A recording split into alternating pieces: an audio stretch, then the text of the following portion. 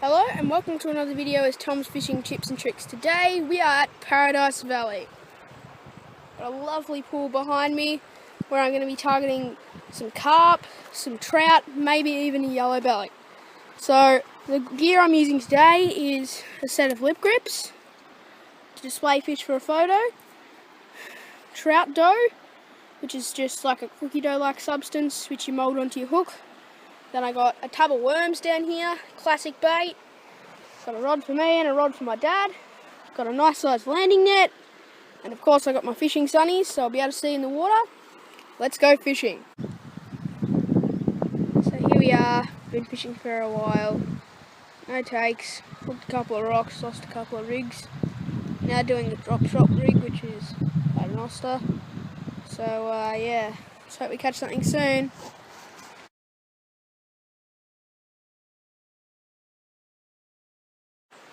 So it's the morning of day 2 and we're still at the same spot, but this time we are using a spinning lure. There it is. And it has a really nice action in the water. It flashes and spins and creates commotion which attracts the fish. So hopefully this will get a bite, because yesterday we got absolutely nothing.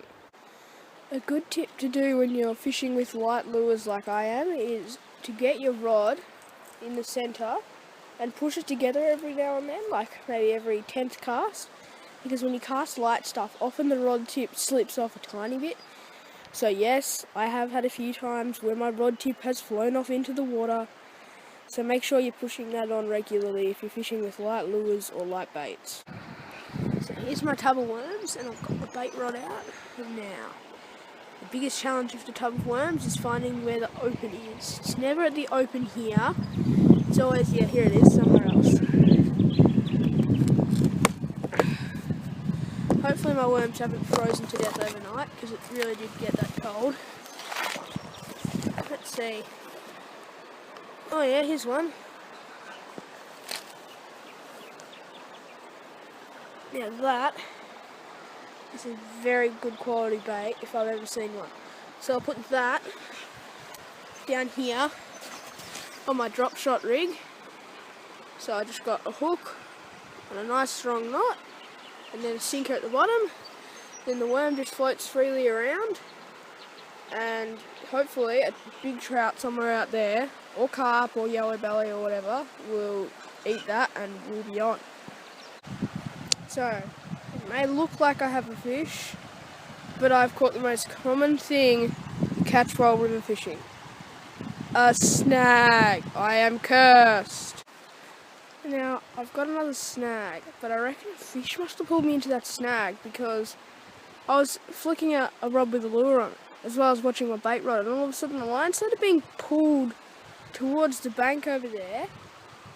So it must have wrapped around the rock as it went, and I tightened down and hooked up to the snag, and I was like, oh yeah, I got a fish, let's go, finally! Oh, just snag. So hopefully whatever that is isn't spooked and will come back for more.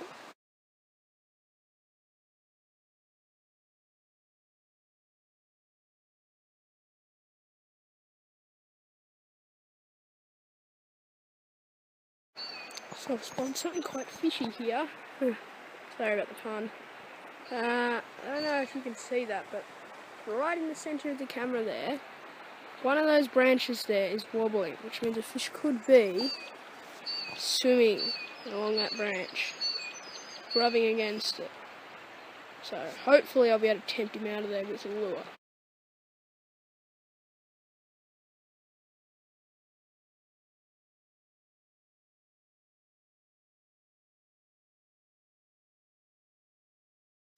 Come on. It's a mini carp. Is it? Ready! It's a redfin! Let's have a look, show me. Got a redfin, that's my first ever fish. So where are we? We are at Lake Glen Maggie. Woohoo! Right at the mouth of the McAllister. Redfin! Oh, I'm happy with that. So, been fishing all day, caught one small redfin and nothing else, so just walking down to fish all the way upstream back to camp because I've just discovered a nice pool just down here. So, wish me luck. It's just a really long walk to get to this part where I'm going to be fishing. This is the first pool I've fished, and it's just amazing.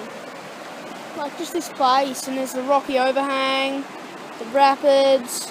Haven't hooked anything yet other than snags because I'm the snag king. But it's just an amazing place. So much water going through there. It looks so deep around here. Hopefully I'll catch something in the next pool. So I've just been fishing up on this pool and I'm right near the top of one in an eddy. Notice this large carp in the bushes. So they are here in the slowest moving water. Now that carp looks maybe 3 days old, maybe 2. So just here might be a good spot. It looks like it's calmer there in the very front. So maybe we'll come back here later. So here we are at our campfire and we've put in some colour flames, which pretty much turns the flames a different colour. How beautiful is it? It's completely pitch black, except for our fire. It's the only source of light around. So yeah, pretty beautiful place to be. It's so warm as well. So I've only just got out of bed and it's really, really cold. I feel like my fingers are going to fall off, but I'm here at this spot where I've seen the carp. And I've got 2 rods, some worms, some corn, some bread and some trout bait. So let's see if we can't catch a big carp. Now, some viewers may be wondering why I target carp so much. Like, I've got quite a few videos on my channel of carp, and I've got quite a few reasons. So first, they're actually illegal to return to the water because they're an invasive species. So you're helping the environment by getting rid of carp. Second, they put up a good fight, and they're also quite smart, so you have to time it right when you strike. So, sorry, 3, I've pretty much tried every method to catch anything else here, and nothing is biting, because the world is too dirty apparently, but carp like dirty water because they go and smell. So, here we go. This is the time hopefully I'm going to catch a fish. So I've just had a bite on this rod. Yeah, I got a fish. Oh, I pulled! You're kidding. Oh, no! That fish just pulled. Oh, that's devastating. That was like 5 minutes here too. Because the weather's said to go bad after like midday today. So this is going to be my last chance. Oh. So I've positioned myself at the very front of this pool. Oh, I can't believe I just lost that fish, but anyway. And there's just like a big slack bit here where the big carp will be sitting because they don't like the flowing water, so here's where they'll be. Oh, yeah, that was ridiculous because my drag was actually on the perfect setting, but it was just, that fish was so big it just pulled it out and then spat out the hook. Yeah, I'd adjust your drag if something goes wrong because that's why they're adjustable. But yeah, the front of the pool, because your scent's drifting all the way down the pool, so even if the carp aren't in the front of the pool and they're at the back, they would come to the front of the pool because they can smell your bait. So it looks like we've got a nibble on this rod. Now it's going to be quite hard to hold my camera on the rod, so by myself. Something just happened. Oh, I can feel something hitting it. You guys can't see the water, can you? There you go. Okay. I've got a big witchy grub on this line. Well, it doesn't look like anything's taken that.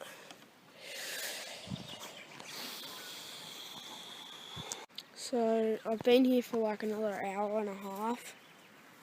It feels like forever, but this fish just must have been spooked. Like, it's got a lot of pool to go on, and that pool just goes on and on right down there.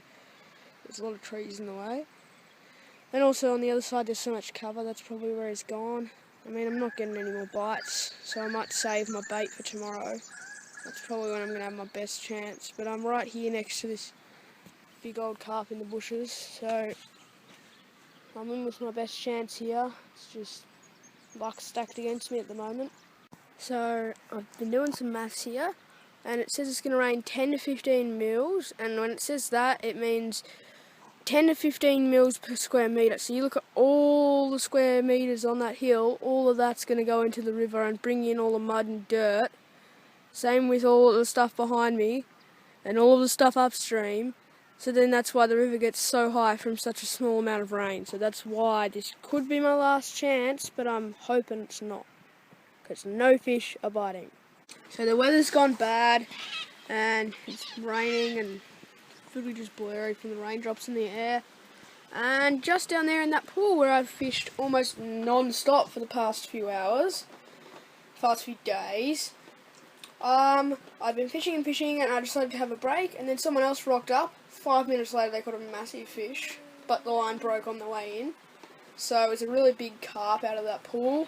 So I was pretty frustrated after that, because I'd fished there with the same bait, same rig, same hook size, pretty much same everything except my worms were a bit bigger than his. So yeah, and then I was casting a lure, which I'd found on the ground, and a redfin ate it under my feet, went nuts, and then spat it again. So my luck's just stacked against me at the moment. So yeah, this weather's gone bad, but maybe the rain will stir up the fish. It's probably going to be tomorrow when I next go fishing because the weather, but hopefully my luck will change.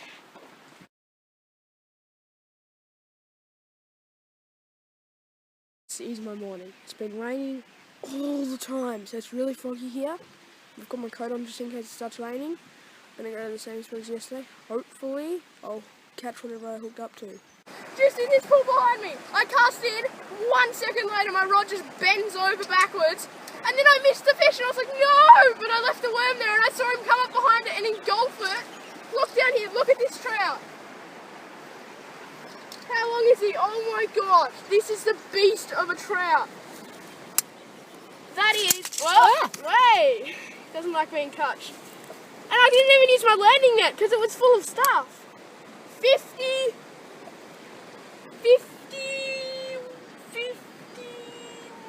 I reckon.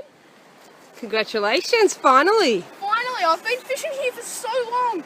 I swear, I must have hit him in the face with a spinner. I cast in here so many times yesterday with my spinner. Nice spot.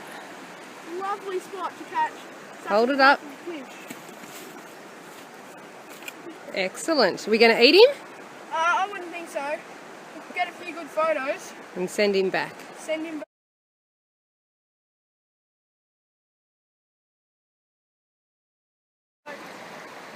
Releasing this 50-centimetre trout. I wasn't expecting to catch a trout. I thought it was a carp.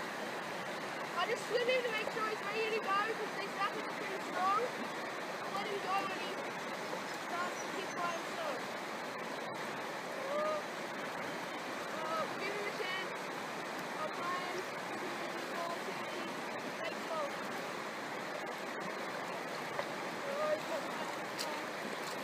Don't drop him. Just go in and get him. Don't worry about getting wet. Quick, get him.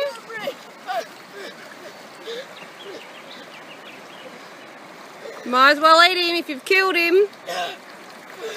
Cold? Oh, is it? Well, looks like this guy isn't going to release. Well, we're going to have to eat him.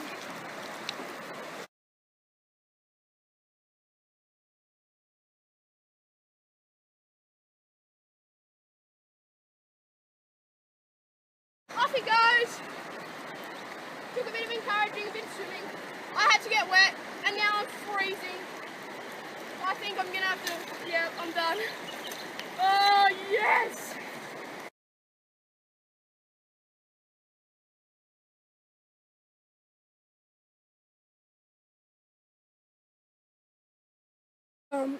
This morning is our last morning, so I had to get up really early. That's why I look so tired and have bed here. I'm going to fish all the pools with worms, and hopefully I'll catch something. But I've got not much time to do so, so let's hope. So look, here's this huge carp I've just caught. This is my hand for comparison. It's a lot bigger than the trout. His first 5 seconds in this big pool behind me, he just took a worm. straight away. So yeah, let's see how big he is. I think this is my PB fish. So let's measure him out. Oh, I'd say that's 60. Not quite, but still good.